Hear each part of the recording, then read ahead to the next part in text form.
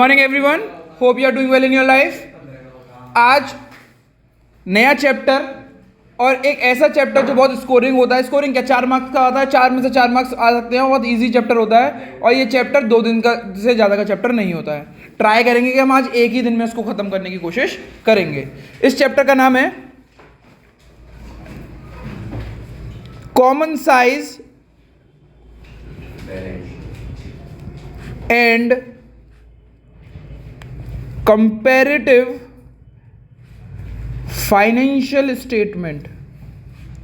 Financial statement क्यों लिख रहा हूं मैं यहां पे, क्योंकि यहां पे हम बैलेंस शीट को बनाना सीखेंगे और प्रॉफिट एंड लॉस को बनाना सीखेंगे। Before we start this chapter हमें बस पहले फॉर्मेट पता होना चाहिए कि भाई फॉर्मेट कैसे दिखता है, उसके बाद हम उसको करने का तरीका बताएंगे। सबसे पहले मैं आपको कॉमन साइज के बारे में पढ़ाऊंगा, कंपैरेटिव के बारे में पढ़ाऊंगा। कंपैरेटिव बैलेंस शीट, उसमें भी क्या पढ़ाएंगे हम, comparative balance sheet. Comparative balance sheet में सबसे पहले यहां पे आता है पर्टिकुलर, दूसरा आता है नोट नंबर, तीसरा करंट ईयर या प्रीवियस ईयर लिख सकते हो आप, ए प्रीवियस ईयर, कुछ भी लिख सकते हो, करंट ईयर भी मान सकते हो उसको अगर आपको मानना है, बी करंट ईयर, ठीक है ना। और उसमें सी और डी भी आएंगे, और सी और डी क्या होंगे उसको थोड़ी देर में हम बाद में पता लगेंगे, ठीक है ना। पहले ये चीज इतनी सी आएगी। अब पहला point, equity and liability. Balance sheet जब चालू होती है इसको वर्टिकल बैलेंस शीट बोलते हैं, कंपनीज बैलेंस शीट बोलते हैं, इक्विटी एंड लायबिलिटीज लिखते हैं हम यहाँ पे। और इसमें मेजर हेडिंग्स होती हैं, उन मेजर हेडिंग्स को मैं लिख रहा हूं, उनको देखिएगा। सबसे पहले आती है मेजर हेडिंग में शेयर होल्डर्स फंड। इसको इक्विटी के नाम से भी जाना जाता है, ध्यान रखिएगा। किसके नाम से जाना जाता है? इक्विटी के नाम से भी जाना जाता है। और शेयर होल्डर फंड के अंदर जो चीजें आती हैं वो बता रहा हूं, शेयर कैपिटल, और बी रिजर्व एंड सरप्लस, ठीक है। फिर आउटर कॉलम में आ जाए second point, non current liability. कौन सी liability? Non current liabilities. Non current liability में जो सबसे पहली लायबिलिटी होती है वो आती है ए लॉन्ग टर्म बोरोइंग्स,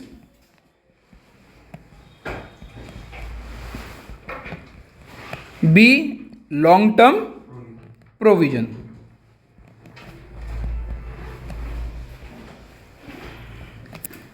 ठीक है। फिर आउटर कॉलम में दोबारा से आ जाते हैं। फिर आती है हमारी current liability, current liabilities. Current liabilities के अंदर बहुत सारी लायबिलिटीज होती हैं, जैसे कि ए पहली होती है ट्रेड पेबल। ट्रेड पेबल का मतलब होता है बिल्स पेबल प्लस क्रेडिटर को प्लस करके जो आंसर आता है, ध्यान रखिएगा। बिल्स पेबल और क्रेडिटर्स को प्लस करते तो क्या बन के आता है हमारा? Trade payable.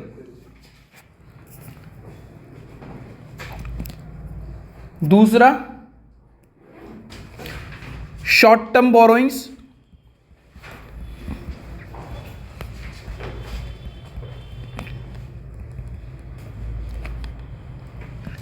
तीसरा short term provisions,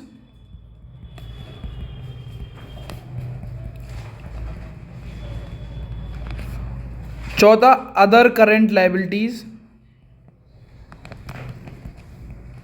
other current liabilities में जैसे कि आउटस्टैंडिंग एक्सपेंस, ऐसी सारी चीजें आती हैं, ठीक है ना। अब इन सब का प्लस करोगे, अगर आप ये पूरी चीज को प्लस करोगे तो you will get the total of liabilities. क्या मिलेगा आपको? Total liabilities. क्या मिलेगा आपको? Total liabilities. फिर सेकंड दोबारा से चालू होता है, इसको हम बोलते हैं असेट्स, ठीक है। असेट्स में पहले असेट्स कौन का नाम आएगा?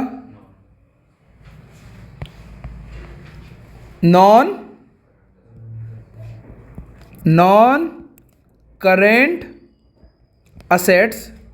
और ये भी अगर इसको डिवाइड करना चाहो तो ये भी डिवाइड होते हैं। ए किस में? टेंजिबल, बी इंटेंजिबल, और सी अगर करना चाहो तो इसको और भी कर सकते हो आप, नॉन करेंट इन्वेस्टमेंट या फिर लॉन्ग टर्म इन्वेस्टमेंट। ठीक है, ठीक है। टेंजिबल में आपके ज़्यादातर जो चीज़ें आती हैं वो मैं बता देता हूँ क्या आती हैं। Plant and machinery, furniture. Intangible asset में गुडविल, पेटेंट। समझ में आ गया बच्चों? Are you with me? Okay, now start. Second आता है इसका जो मेन हेडिंग का आता है वो आता है करेंट असेट। करेंट असेट के अंदर सबसे पहला आता है ट्रेड रिसीवेबल,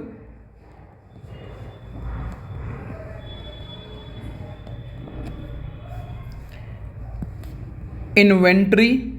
ध्यान रखिएगा, इन्वेंट्री को हम स्टॉक के नाम से बुलाते हैं, और ट्रेड रिसीवेबल BR और डेटर को प्लस करके आता है। किसको प्लस करके आता है? डेटर को, BR और डेटर को।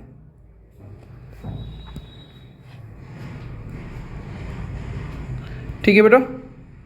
Now C is what? Cash and cash equivalent. D is short term provision. Short term provision को हम यहां पे करंट इन्वेस्टमेंट के नाम से बोलते हैं, शॉर्ट टर्म इन्वेस्टमेंट को। और बाकी रह जाए तो किसमें डाल दो? Other current assets.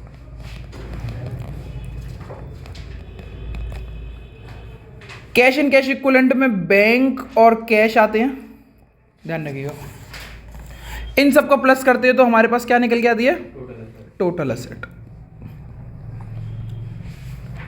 पहले तो इसको बनाना चाहिए, याद नहीं करना। अगर कंपेयर, वैसे तो याद करना ही है, मतलब चैप्टर 1 के हिसाब से, बट अगर कंपैरेटिव बैलेंस शीट पढ़ रहे हैं तो याद करने की जरूरत नहीं है। जो क्वेश्चन में दिया होगा वही यूज करना है, उसके अलावा कोई यूज नहीं करना है। इस तरीके से लिखा होता है। अब ये कुछ इस तरीके से दिख रहा होगा आपके पास। ये पूरा एक फॉर्मेट है जिसको हम वो लायबिलिटी का बैलेंस शीट का फॉर्मेट बोलते हैं। यही फॉर्मेट कॉमन में चलेगा, यही फॉर्मेट कंपैरेटिव में बनेगा। तो नहीं, एक बार फॉर्मेट बना लो बस, ठीक है ना। मैं शुरू से जूम इन कर रहा हूँ, एक बार आप देख लीजिएगा और पॉज करके आप बनाते जाइए।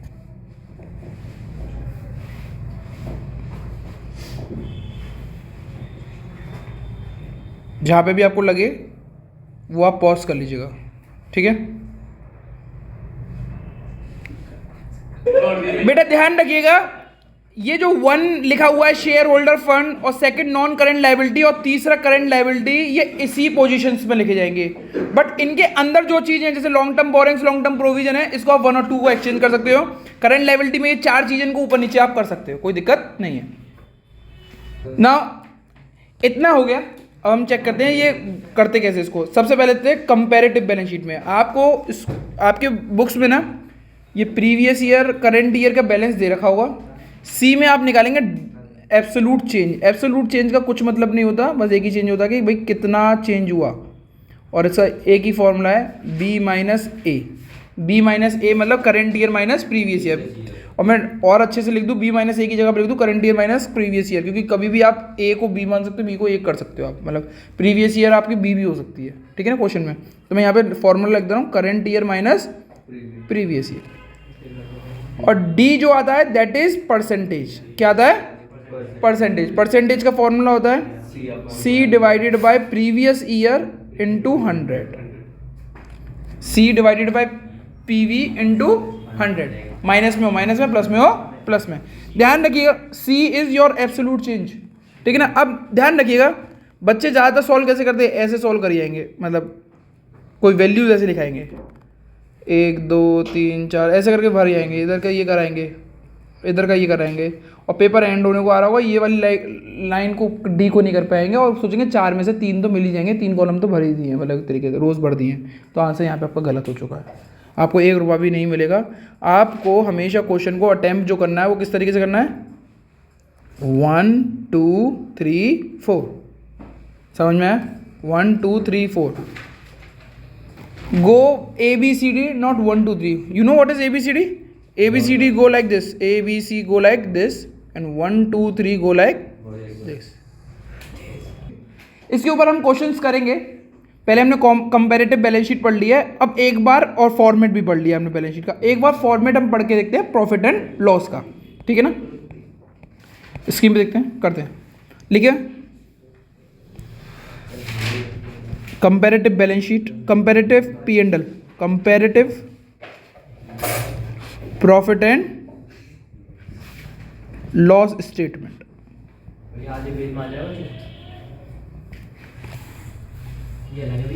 यस. यहाँ पे आप लिखेंगे पर्टिकुलर, यहाँ पे आप लिखेंगे नोट नंबर, और यहाँ पे आप लिखेंगे current year. Sorry, note number मैंने कुछ ज़्यादा दूर लिख दिया. नोट नंबर, और सीधा अगर कंपैरेटिव बैलेंस शीट बना रहे हो तो वही ए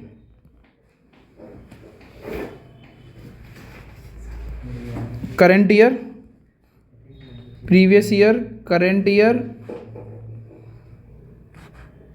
इसको ए बी बोलते हैं हम. सी आएगा और डी आएगा. What is C? Change. And D is what? Percentage change. What is C here? Change. Change मतलब current year minus previous year. What is percentage change? C divide by previous year into 100. ठीक है, समझ में आ गया आपको? Now इसका format थोड़ा सा ट्रिकी होता है, याद करना बहुत इंपॉर्टेंट है.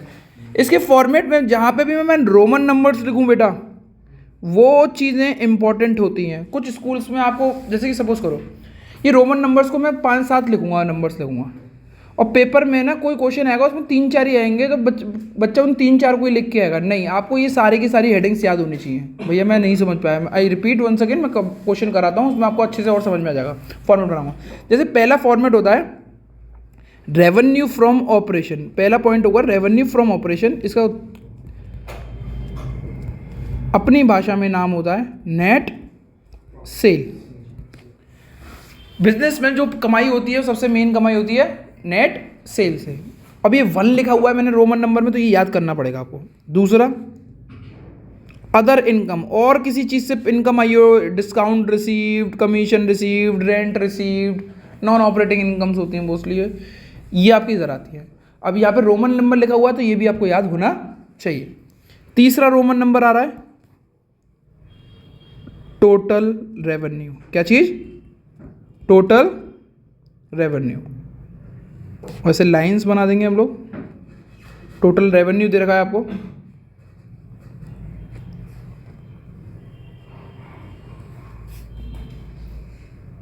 ठीक है, ये तीसरा पॉइंट है. अब तीसरा पॉइंट है तो याद करना होगा टोटल रेवेन्यू का फॉर्मूला क्या होता है? 1 + 2. मतलब 1 में और 2 को जोड़ोगे तब तीसरा आएगा. ठीक है ना? अब मैं यहीं से सिखाना चाहता हूँ बेटा. स्क्रीन पे देखें क्या होगा क्वेश्चन में कि ये नेट सेल दे रखी होगी, आपने नेट सेल लगा दी, और क्वेश्चन में फिर ये ना सेकंड पॉइंट दे रखा होगा, ना थर्ड पॉइंट दे रखा होगा, फोर्थ पॉइंट कोई और चीज़ दे रखी होगी जो भी मैंने पढ़ाई नहीं है. अब बच्चे फर्स्ट पॉइंट को लिख के आ जाएंगे, सेकंड और थर्ड को लिख के नहीं आएंगे क्योंकि है नहीं है.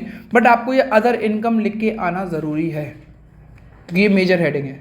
मेजर हेडिंग है, चाहे उसमें अदर इनकम करके यहाँ पे क्या लिख दो? 0 0 0 0.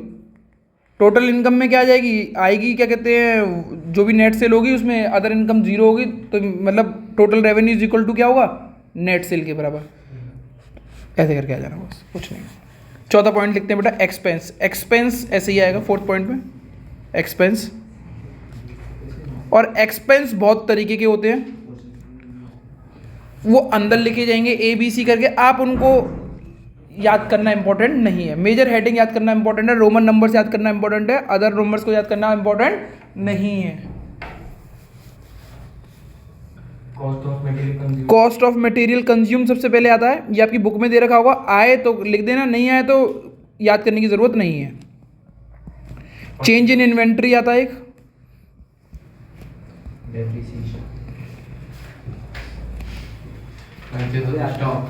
परचेज ऑफ स्टॉक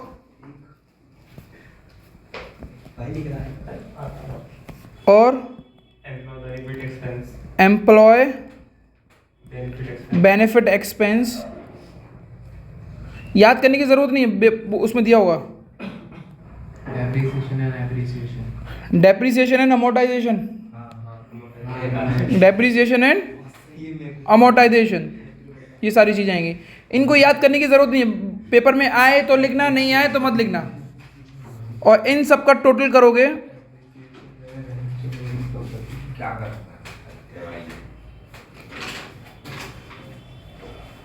तो आपके पास क्या निकल जाएगी? Total expense. अब मैं फिफ्थ पॉइंट लिख रहा हूं, fifth point is important, Roman number में आ चुका है, that is profit before tax. अब इसका फॉर्मूला क्या है? 3 माइनस 4, 3 माइनस 4। बेटा अब बच्चा पूछेगा कि भैया टोटल एक्सपेंस 5 के लिए हुआ, क्योंकि एक्सपेंस ऊपर 4 हो चुका है, उसका टोटल लिखा है मैंने बस यहाँ पर, ठीक है ना। Sixth is your tax, and tax is always calculated on this, ध्यान रखिएगा। किस पे टैक्स कैलकुलेट होगा?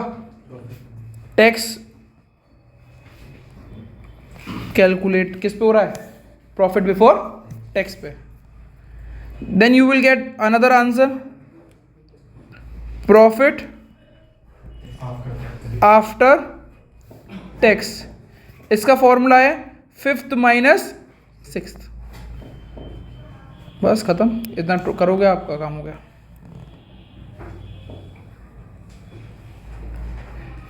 अब इन शॉर्ट ये चैप्टर पूरा कंप्लीट हो चुका है, बस ये फॉर्मेट देखना था। अब हमें प्लस माइनस करना सीखना है और कुछ नहीं, ठीक है ना। ये मैंने आपको जो भी दोनों फॉर्मेट बनवाए, बैलेंस शीट और प्रॉफिट एंड लॉस के बना दिया, और उसमें कंपैरेटिव का समझा दिया। मैं कॉमन साइज का समझा रहा हूँ। अब कॉमन साइज के लिए मैं सारी की सारी चीज़ें नहीं बनाऊंगा, बस मेन हेडिंग बनाऊंगा, वो ध्यान रखिएगा। फिर हम क्वेश्चंस करना चालू कर देंगे। कॉमन साइज के लिए, कॉमन साइज सबसे पहले पढ़ेंगे। कॉमन साइज में बैलेंस शीट, तो पर्टिकुलर यहीं पे आएगा, कोई दिक्कत नहीं है। नोट यहाँ पे आ जाएगा, कोई दिक्कत नहीं है। ए प्रीवियस ईयर हो सकती है, बी करंट ईयर हो सकती है, सी होगा percentage of previous year, D होगा percentage of current year. Change हो गया, देखो यहाँ पे बी और सी चेंज हो गए। अब बी सी को निकालने का फॉर्मूला जो है वो नीचे दे रखा है। सी को निकालने का फॉर्मूला होगा प्रीवियस ईयर का item divided by total asset या टोटल लायबिलिटी, कोई भी वैल्यूज ले लेना चाहिए। टोटल असेट की वैल्यू है टोटल लायबिलिटी इनटू 100। इधर करंट ईयर का item divided by total asset या टोटल लायबिलिटी, दोनों में से कुछ ले ले, इनटू 100, इनटू 100।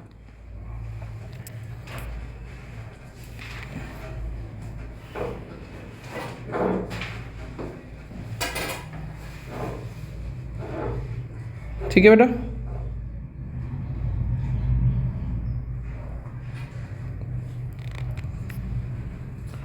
सर समझ में नहीं आया, क्वेश्चन जब करेंगे भैया तब समझ में आ जाएगा सब कुछ, ठीक है। Same common size profit and loss का रहेगा। क्या? Particular note number, particular note number A is previous year, B is current year, C is percentage of previous year, D is percentage of current year. और इसका जो तरीका है वो ये होगा, previous year item divided by, यहाँ पे टोटल एसेट टोटल लायबिलिटी नहीं होती, यहाँ पे होता है नेट सेल। क्या होता है? Net cell into 100। Same previous year item, sorry current year item divided by net cell.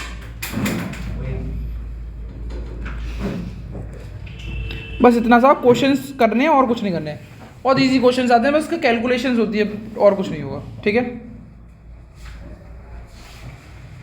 मैं एक पहले ही क्वेश्चन लेके आता हूं और वो बोर्ड लेवल का ही लेके आता हूं, ठीक है ना। बच्चों एक क्वेश्चन आपके स्क्रीन पे दिया हुआ है, मैंने इजी नहीं करा इसको, एक बार में ही इसको समझते हैं क्योंकि बहुत टॉपिक इजी है, इसको समय ज़्यादा देना मतलब कॉस्ट इनपुट रेशियो के हिसाब से बहुत बेकार है, मतलब ज़्यादा इनपुट देके कॉस्ट कुछ आउटपुट ज़्यादा नहीं मिलेगा।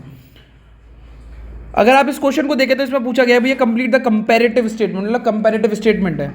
ए 2018 is your A which is previous year, 2000 B is your current year, फिर एब्सोल्यूट चेंज आपका सी है और परसेंटेज आपका डी है। ठीक है, अगर आप इस क्वेश्चन को देखेंगे तो इसमें आपको ये ए दे रखा है, बी और सी,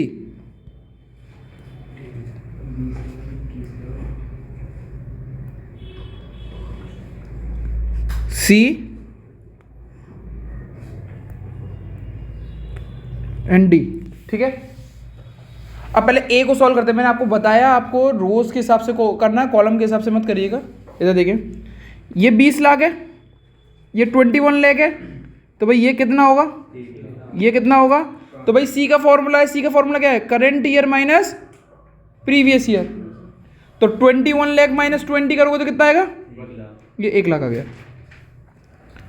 what is D, C divided by previous year into 100, C कितना है मेरा 1 lakh, 1 lakh divided by previous year, previous year कितना है इंटू 100, तो ये कितना गया 5%। परसेंटेज का साइन लगाने की ज़रूरत नहीं है, अगर ऊपर आपने परसेंटेज लिख रखा है परसेंटेज, ठीक है ना, ये लगाने की ज़रूरत नहीं है।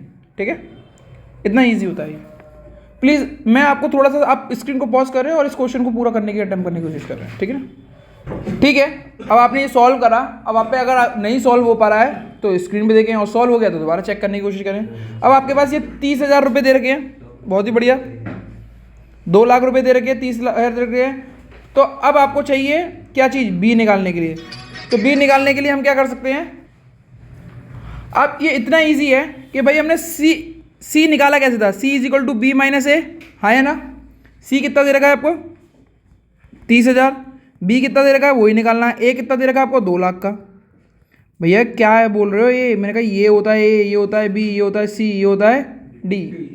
ठीक है, तो बी इज इक्वल टू 2,30,000, यहाँ पे 2,30,000 भर देते हैं। डी निकालने के लिए क्या होता है, C divided by previous year into 100। What is C, 30,000 divided by 2 lakh into 100, that is your what 15%।